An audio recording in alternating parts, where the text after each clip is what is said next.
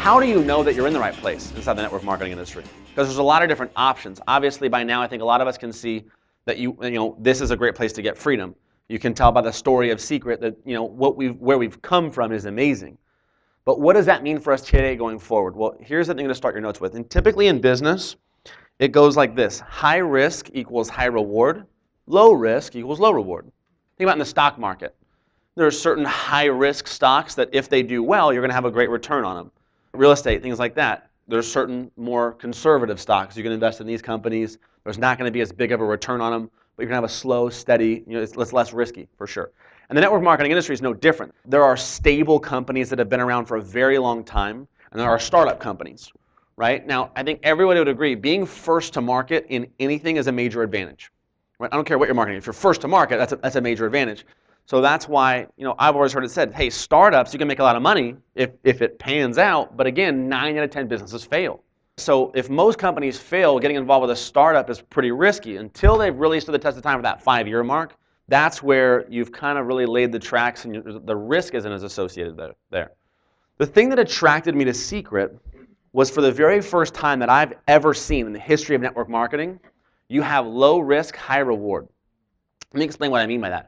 While Secret just launched this networking side in May 2011, right now we're still a baby inside of the industry. We're not truly a startup. So how many of you guys have been to the home office in Phoenix and actually seen the warehouse? That's actually a great percentage of you. So here's what happened, because I knew, for me, I hadn't had the big home run financially. Here's the cool thing that I found. You only need to hit the home run in business once to set yourself up for a bunch of other products, whatever else you want to do. It's that breaking through for the very first time to go from zero to hero. Once you have the big cash cow, the big payday, then it's easy to go out there and you have a bunch of money to go out there and play the game and get into real estate and other stuff. But it's that first time of going from nothing to something. That's typically the hard time. Now, for me, I'm a little bit of a gambler by nature, I guess. I'm not afraid to fail. I learned a long time ago that you show me somebody who's never failed, I'll show you somebody who's never succeeded. Every single major success has gone through failure multiple times. And so I wasn't afraid of failure. I'm not afraid to fall on my face and pick myself back up and go try something again. Okay, that didn't work, let's try something else. I'll fail as many times as I have to succeed. I know that's not everybody's like that though. But I wanted to take kind of a calculated risk. Like, I don't want to just blindly, hey, I hope this works. Nope, that didn't work. I want to take kind of a calculated, educated guess.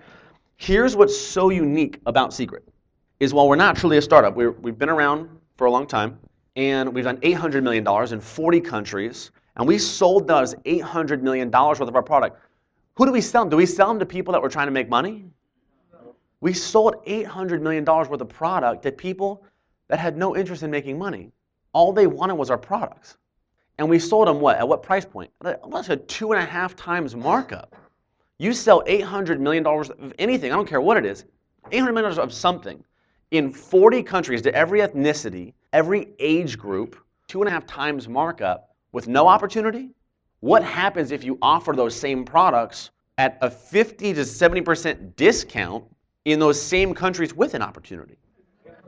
So that for me, and I'm when I go to see the home office, I'm looking at this startup company, and I go to see this warehouse with like $50 million of retail products sitting in it. You see this well-established company that has been around for a long time, and I'm like, this is a startup? Like, this is crazy. So for the very first time, you have this low risk, high reward ratio. Well, let's talk about networking here. I got my start in the network marketing industry when I was 20 years old. Anyone in this room could have recruited me into anything. Why? Because I didn't even know what I was looking for. I was an auto detailer, and I sat in the back of a room. There was a single mom on stage that hadn't had to work a job in over a decade. And what was amazing is she was not the most successful person in the whole company. She was a single mom, but she hadn't had to work. And it was so cool because I thought, man, like someday I want to have kids. And when I do, wouldn't that be crazy to like take them to school every day? Do whatever I wanted while they were gone at school, like just be home, and then like play with them and like teach them, and then they go back to school, and I'm like, I get to be like Mr. Mom. That would be like the coolest thing ever. Right? And then like travel, and like as opposed when most parents are having to like show their kids pictures of the pyramids in Egypt. Hey, you want to learn about the pyramids? Let's go. and like take them to Egypt. You know what I mean? Like these are the pyramids. You know what I mean? And because I had a business that was paying me even when I was gone. That for me was like, I don't even care if it's only like 50 grand a year. Like I'll make that work. That would be, I would take 50 grand a year in this industry over 100 grand a year at a job any day of the week. It's because of the freedom that comes with it. So my first go around, I just, anyone in this room could have recruited me. My second time of really deciding, do I want to be in this industry and make a decision to really be here at Secret, it was the first time that I ever personally said, okay, what am I looking for? What do I want to go out there and have inside this industry? And here's what I started to look at. If you look at the top 20 network marketing companies, relationship marketing companies, globally, you're going to see 19 of them are in products, and one of them is a service-based company. In the top 20 companies. Now, I'm not going to knock other companies, but I'm just going to tell you the facts on how it is. How many of you guys have heard the saying, documentation beats conversation? Right? You could talk all day, but just what are the facts? Here's what I start to look at. As I thought it'd be proportionate. Now, what type of products can you market inside of the industry today? Obviously, skincare, vitamins, juice, coffee, energy drinks, water filters, body wrap, website's more of a service, passion parties. Passion. Hey-yo. That has some added benefits that are not in the comp plan, but they're good. Passion products.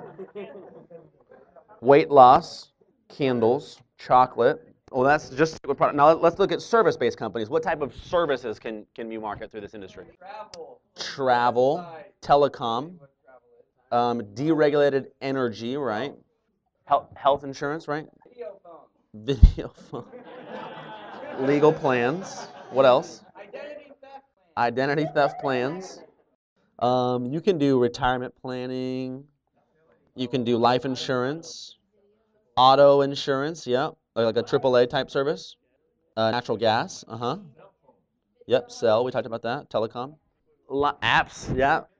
So there's lots of different things to choose from. Now, here's what I start looking at. I'm going to go invest my time in business, invest anything in business. There's two things that we invest in business in general. What are they? Time and money. And business, for me, is about getting what we call an ROI, return on investment. If I'm going to invest my time, remember I said time's more valuable than money. If I'm going to invest my time into a business, I want to get the best return on that investment of time and money possible. So here's what I started to find. This blew me away because to have a 19-to-1 ratio right out of the gate, that for me was overwhelming on the product side. I mean, there's almost an equal amount. There's tons of different product companies. There's tons of different service companies. Lots of them have great products. But why is there so many more in the top 20 companies, product versus services? Well, let's talk about why that is. There's two big reasons right out of the gate. The first one's pretty obvious, global expansion. It's more difficult to take a service international than it is to take a product international. Here's why. You don't need to set up an infrastructure. Like if I'm going to do, let's say, legal plans in Mexico, right? And I'm getting a service to like attorneys or something like that, right? What I have to do is find law firms that will actually provide a service inside of that market. You'll find that actually these companies have a very difficult time even expanding in all 50 states, let alone other countries, because you have to find someone else to provide a service. Look at deregulated energy.